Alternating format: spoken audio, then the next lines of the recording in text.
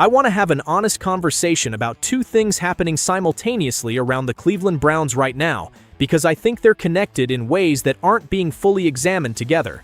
The first is the 2026 NFL Draft, where Andrew Berry is holding the 6th overall pick and operating with a flexibility that is pre-draft press conference language made deliberately ambiguous.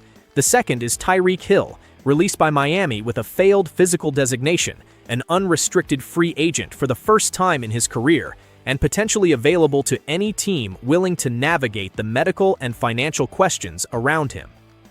When I put those two realities next to each other and think about what Todd Monken's offensive system is designed to do, the combination produces a vision of what the Cleveland offense could become that I think is worth taking seriously rather than dismissing as pure speculation. Start with Berry and the draft, because his press conference language, while diplomatically vague in the way all pre-draft GM communication is, actually contains some meaningful signal underneath the standard non-answers.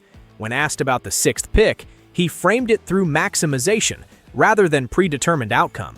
He described multiple paths: selecting a player, trading for a veteran, trading down, trading up, as all genuinely available, and made clear the organization would work through those scenarios right up until they were on the clock. That framing is worth taking at face value rather than as pure performance, because there are legitimate organizational reasons to structure the decision that way. Pick 6 is one of the most valuable assets the Browns have had in years. Moving it without being confident you're extracting maximum value in return would be a significant front office failure. Berry doesn't make those kinds of failures. The Mel Kiper mock scenario that has been generating conversation involves the Cowboys trading up from 12 and 20 to acquire pick 6, with Cleveland dropping to those two selections plus an early second. The logic from Dallas's perspective centers on linebacker Sonny Styles, projected as a top talent who Cleveland doesn't necessarily need at their position of greatest urgency. From Cleveland's perspective, the question is whether 2 mid-first-round picks plus a second gives them more building material around Shedeur Sanders than 1 pick at 6 would. The analyst conversation about whether that trade makes sense for the Browns is genuinely interesting and not obviously one-sided. 2 shots at high-quality players in the 20 to 30 range, plus additional capital, might be more valuable than 1 swing at 6, depending entirely on what's available on the board and what the Browns' specific positional priorities actually are when Thursday arrives. The Jeremiah Love conversation is the most interesting specific player dimension of the Browns' pre-draft positioning. Berry's comments about Love were specific enough to generate real speculation about organizational interest. The Christian McCaffrey comparison he reached for describes a player profile that every offensive coordinator in the league would love to build around. A true dual-threat back who stresses defenses vertically and after the catch creates coverage conflicts that affect the entire field structure and has the receiving ability to be a weekly feature rather than a situational piece. If Love is genuinely on Cleveland's board at 6, and Berry's specific language suggests some real organizational enthusiasm rather than just diplomatic acknowledgement of an obvious truth, the decision between taking him and trading the pick becomes genuinely complex. The analysts debating whether Berry's public praise is sincere interest or smoke to manufacture trade-down leverage are having a real conversation, and I lean toward the view that pre-draft GM comments about specific players rarely move organizational behavior meaningfully enough to justify as strategic deception. Berry probably just thinks Love is excellent, because Love probably is. But the piece of this situation I find most compelling, and the one I want to spend real time on, is what a Tyreek Hill addition would actually mean for what the Browns are trying to build around Shedeur Sanders, because I think the football argument is stronger than the skepticism around it suggests. Hill was released by Miami with a failed physical designation following a multiple ligament knee injury that his agent Drew Rosenhaus has described as significantly more complex than a standard ACL tear. That's a serious medical flag that any interested organization has to examine carefully and honestly. The failed physical designation means Miami's doctors weren't comfortable signing off on his physical condition at the time of the release, and that's not a detail any front office can dismiss with optimism. Rosenhaus says Hill is on track to be ready for the start of the regular season. Medical evaluations need to answer whether that projection is accurate before any contract conversation can move forward with genuine confidence. The football case, assuming the medical picture clears, is genuinely compelling in the context of what Todd Monken's offensive system is designed to do. Monken's background, the work done in Baltimore, the offensive philosophy he's carrying into Cleveland, is built around pace, spacing, and schematic stress that manufactures advantages through how the field gets stretched rather than relying purely on individual talent dominating one-on-one matchups.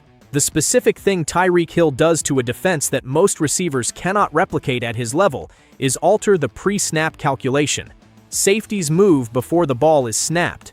Cornerbacks' leverage changes. Play-action concepts open differently. The entire coverage structure has to account for a player who can take any design touch to the end zone from anywhere on the field, and that accounting creates vulnerabilities in other places that a quarterback with Shedeur's processing ability and anticipation timing can locate and exploit. Hill doesn't just make the offense faster, he makes every other piece of the offense more dangerous by occupying defensive attention that would otherwise be directed at limiting them. Think about what the Browns' receiving room could look like with that piece added. Harold Fannin Jr. led the team in catches in 2025 and is a genuine seam threat who functions as the kind of reliable underneath option that extends drives and punishes zone coverage. If Jerry Jeudy's trade to Atlanta materializes and the draft produces a KC Conception type at 24, a receiver whose 15 yards per catch average describes a player who converts routine throws into genuine gains, you're looking at a receiver room with different capability at multiple levels. Add Hill at the top of that structure, and the schematic picture becomes genuinely difficult to defend. Conception can threaten intermediate coverage with a yards per touch profile that demands attention. Fannin occupies the seams and underneath structure. Hill forces the deep safety to honor vertical routes on every snap. And somewhere in the middle of all of that, Shedeur Sanders is reading defenses that have too many things to protect and not enough resources to protect all of them simultaneously. That's the vision. That's what the offense could become. The practical questions around making a Hill addition happen are real and shouldn't be minimized. The medical evaluation is the first and most important gate. Everything else is speculative until that picture is clear. The financial question follows immediately. Hill is a star-level player coming off a star-level contract, and even at 32 years old and coming off a serious injury, his market value is going to reflect what he was before the injury, rather than what he is until he proves the recovery is complete. Barry and the Browns' front office would need to structure the financial commitment in a way that manages the risk if the recovery doesn't produce the player who left Miami before the injury. That's a solvable problem contractually. Incentive-laden structures exist precisely for these situations, but it requires willingness to get creative rather than writing a straightforward veteran contract. The philosophical question is the one I find most interesting because it gets at what kind of organization Barry is trying to build around Shedeur. There's a version of the Cleveland offseason that is almost entirely draft-focused. Build the roster through capital, develop depth, prioritize cost-controlled talent around a young quarterback who himself represents exceptional cost-controlled upside. That's a coherent philosophy, and it produces roster flexibility. And there's a version that combines draft investment with a calculated veteran addition at a position of concentrated impact, acknowledging that giving a young quarterback a single receiver who genuinely terrifies defensive coordinators accelerates the timeline of what the offense can produce in a way that draft picks alone cannot guarantee. The Hill scenario is the aggressive version of that second approach, and I think it's the version that makes the most sense given Monken's offensive philosophy and Shedeur's specific profile as a quarterback who processes quickly and reads coverage in ways that get rewarded most when there's a genuine vertical threat forcing defensive structure. The Stephen A. Smith take that Hill should pursue a Kansas City reunion is probably the most defensible single recommendation floating around the free agent conversation. Mahomes, the coaching familiarity, the infrastructure, the proven championship track, all of that makes obvious sense. But the Chiefs scenario requires Hill to accept that he is a complementary piece in an already loaded offensive ecosystem rather than the feature attraction. And for a player who left Kansas City specifically seeking a larger role and a larger contract, the emotional calculus of returning in a reduced function after the Miami years didn't produce what he'd hoped for. That's more complicated than pure football logic resolves. Cleveland, by contrast, represents something different, a situation where he arrives as genuinely the most dangerous weapon on the offense, where his presence is the difference between a competent passing game and a legitimately threatening one, and where a young quarterback who has already demonstrated real processing ability can make him look like the player he was before the injury if the recovery holds. This is not a done deal, and I'm not presenting it as one. The medical questions are real. The financial questions are real. The philosophical questions about organizational strategy are real. But the football argument for what Tyreek Hill would mean in Todd Monken's offense with Shedeur Sanders executing it, if the health picture supports the attempt, is genuinely compelling. It's the kind of addition that doesn't just improve an offense incrementally. It changes the geometry of how defenses have to play the Browns, and that change cascades through everything else the offense is trying to do.